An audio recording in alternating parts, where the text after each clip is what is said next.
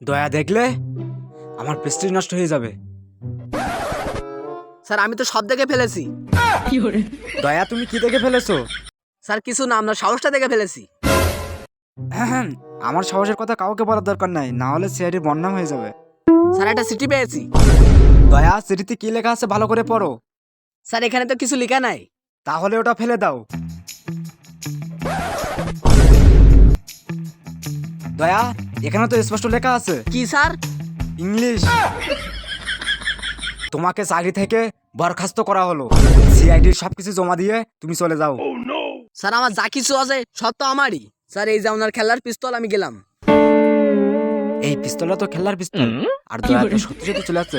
দয়া এই কাগজে স্পষ্ট লেখা আছে রাজুদার পকেট পরোটা। তাহলে স্যার এই গল্পের খলনায়ক কি রাজুদা? ইয়েস। তাহলে দয়া চলো রাজুদার পকেট পরোটা খুঁজি। রাজুদার পকেট পরোটা। 3টা পরোটা, আনলিমিটেড তরকারি, একটা কাঁচা মরিচ আর একটা পচা পেঁয়াজ আর একটা বাসি ডিম। বিশ্বাস করেন দাদা, মাত্র 30 টাকা, যা দিয়ে ট্রেনের টিকিটও হয় না। টানুন ছিড়ুন পকেটে পড়ুন, তবু রাজুদার পকেট পরোটা টাটকা থাকবে। এই সেই রাজুদার পকেট পরোটা। এই সর্বনাশ, কেউ দেখতে পাই নাই তো? পাবলিক দেখলে তো ঝামেলা হয়ে যাবে, মানুষকে বুঝতে দিলে হবে না। এই সেই পকেট পরোটা, রাজুদার পকেট পরোটা। দাদা পরোটা কত করে? 3টা পরোটা, আনলিমিটেড তরকারি আর একটা কাঁচা ঝাল, একটা পেঁয়াজ আর একটা ডিম, মাত্র 30 টাকা, যা দিয়ে ট্রেনের টিকিটও হয় না। রাজুদার পরোটা, টানুন ছিড়ুন ছিড়বে না। দাদা পরোটা তো ছিঁড়ে গেছে। দুবাক হয়েছে, এজন্যই 1 প্লেট দেন। আবার আসবেন আপু জঙ্গলে। এই সেই রাজুদার অরিজিনাল পকেট পরোটা। দয়া রাজুদার পকেট পরোটার গন্ধ পাচ্ছি। আহ কি সুন্দর পোষা পোষা গন্ধ। ওই যে দেখো রাজুদা ওখানে দাঁড়িয়ে আছে। দয়া ইয়েস স্যার। আমরা যে মেয়ে, এই বেশ রাজুদা যেন কোনো মতে জানতে না ওকে পারে। স্যার। স্যার এর ভিতর না ইসলাম মতো নাই, কোনো সমস্যা নাই। দয়া আমি এসিপি, আমাদের এখন বর্ডার পাড়িয়ে রাজুদার ওখানে যেতে হবে। Okay sir. রাজুদার অরিজিনাল পকেট পরোটা। দাদা দাদা আপনি কি রাজুদা? যে আমাদের 1 প্লেট পরোটা দেন তো। বসুন দিচ্ছি। দাদা এখানে তো কোনো বসার জায়গা নাই। বসার জায়গা না থাকলে দাঁড়িয়ে থাকুন। কিন্তু দাদা আমার একটা প্রশ্ন ছিল, আপনি বাজার থেকে জঙ্গলে কেন? রাস্তাঘাটে দাদা প্রচুর মানুষের ভিড় হয়, এই জন্য আমি বাগানে বসে আছি। তাছাড়া তো এটা তো চোরাই। আচ্ছা যাই হোক, আপনার এটার মানে কি? আরে দাদা সমস্যা নাই তো, এটা তো রুটির সাইজ। কেমন যেন সন্দেহ মতন লাগতেছে। না দাদা, এটা তো বুদ্ধিমানের সাইজ। স্যার রাজু তো সব বুঝতে পেরেছে। দয়া তুমি কোনো চিন্তা করো না, খিচুড়ির সাথে বিরিয়ানি মিশিয়ে দিব। কি বুদ্ধিমান স্যার? বুদ্ধিমান স্যার তো দিনের লুচ্চা। তিনি একজন বেয়াদব জঘন্য মানুষ। তিনি ঠিক বলেছো তুমি, তোমার কথাটা আমার ভাল লাগছে। দয়া একটু বেশি বলছো না? তুমি কি আমার প্রেস্টিজটা নষ্ট করে দিবা? মনে রেখো তোমার সাথে এসপি আছে। দাদা রুটি হলো? এই তো দাদা হয়ে গেছে, আর 2 মিনিট। দাদা তোমার পরোটার ব্যবসার সাথে আলুর ব্যবসা কেমন চলে? হ্যাঁ দাদা ভালো যাচ্ছে, কিন্তু আপনি জানলেন কিভাবে?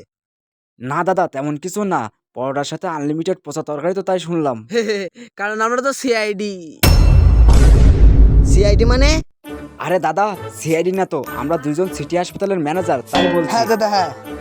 তাই বললেন, সিআইডি আমার 2 চোখের শত্রু। স্যার সিআইডি তো পিছন মাইটা দিচ্ছে। দয়া নেগেটিভ ভাষায় কথা বলা যাবে না, এটা ভাইবেদা টিভি ভিডিও, সবাই দেখে। বেশি কথা বললে পেঁপে দিয়ে চেপে দেবো, দানাও খুঁজে পাবে না।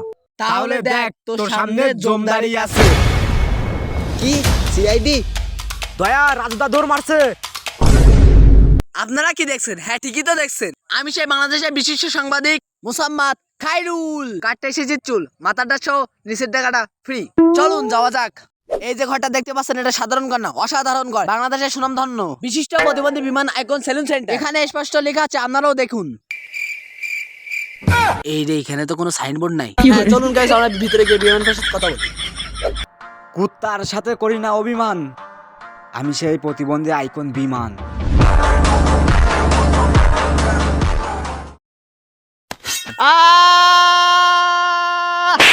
হালার পো তোর কি কুত্তায় কামড় দিছে? কুত্তায় তো কামড় দেয় নাই, আমার তো কান জ্বালা করতেছে। হালার পো, আমি বাংলাদেশের বিখ্যাত প্রতিবন্ধী আইকন সেলুন সেন্টার বিমান, তুই আমারে কুত্তার সাথে তুলনা করছিস? আমি জীবনে কখনো কারো কোনো জায়গায় পৌঁছে দেই নাই। কিন্তু আমার কান জ্বালা করতেছে কেন? এই রক্ত? আরে ওটা তো নতুন ক্রিম। এই যে দেখুন, বাংলাদেশের বিশিষ্ট বিমান আইকন সেলুন সেন্টার। আর আরে আমি তো বিশ্বাস করতে পারতেছি না, আমি কল্পনায় ভেবেছিলাম কিন্তু বাস্তবে না। আপনি টিকটকার সেলিব্রিটি প্রতিবন্ধী কান্দুল? আরে আসুন করি, মানে চুল কাটি, আসেন আসেন আসেন। আরে আমি তো বাংলাদেশের বিশিষ্ট সাংবাদিক মোসাম্মদ কাইরুল, তলব দুইটা কাটে এসেছি চুল। তাহলে খুলে দাঁড়িয়ে থাকুন। স্যার একটা ছবি তুলবো কিন্তু। ও, আপনি তো আবার বাংলাদেশের বিশিষ্ট সুনামধন্য রিপোর্টার। ঠিক আছে, তাহলে আমার সেলুন ব্যবসার গল্প শুনুন। আমার কাছে কিন্তু একটা প্রশ্ন আছে, আপনি আগে কেমন ছিলেন আর এখন কেমন আছেন? আমি তো খুব ভালোই আছি। বিমান ভাইয়া, আমার চুলটা কেটে দেন, আমি তো কাপল ভিডিও করতে যাব। তোর চেয়ে বড় কাজ আমার ইন্টারভিউ। মানে সেলুন বিজনেসের আগে আপনি কি ছিলেন? কেন, কি আশ্চর্য বিষয়? টিকটকার প্রতিবন্ধী ছিলাম। কিন্তু আপনার সেলুন বিজনেসের আইডিটা কে দিয়েছে? সত্যি বলবো নাকি মিথ্যে বলবো? টিকটকার দিছে। আলার পো কি কয়, আপনি মূলত কার দিয়ে চুল কাটেন? বড় বড় সেলিব্রিটি টিকটকারদের ব্যানার তো সুন্দর করে লেখা আছে। দোকানের চারিপাশ ঘুরলাম কিন্তু ব্যানার তো খুঁজে পেলাম না। ও, ব্যানার তো ছাদের উপর আছে। আপনি আসলে চোখ থাকতে অন্ধ। আপনি একটা প্রশ্নের উত্তর দিলেন না, আপনি ফাঁকদে ফুকদে ঢুকে যাচ্ছেন। আপনি সেলুনটা হলেন কিভাবে? আবার বলবো আমি, আপনি যেন আবার কাজ তো করেন না। আমার টিকটকে 3 মিলিয়ন ভিউ থেকে। তাহলে আপনি এইভাবে সাবরিতে সহযোগিতা করছেন? আপনার জন্য আমি মেডেলের ব্যবস্থা করবো, জায়গা। এত তাড়াতাড়ি চলে যাচ্ছেন? ঠিক আছে, তাহলে আপনি এই ভিডিওটা ভাই বাজার টিমে ছাড়বেন। সেলুন দেইকা তোমাদের জলে, টিকটকারদের কারণে আমার ব্যবসা চলে।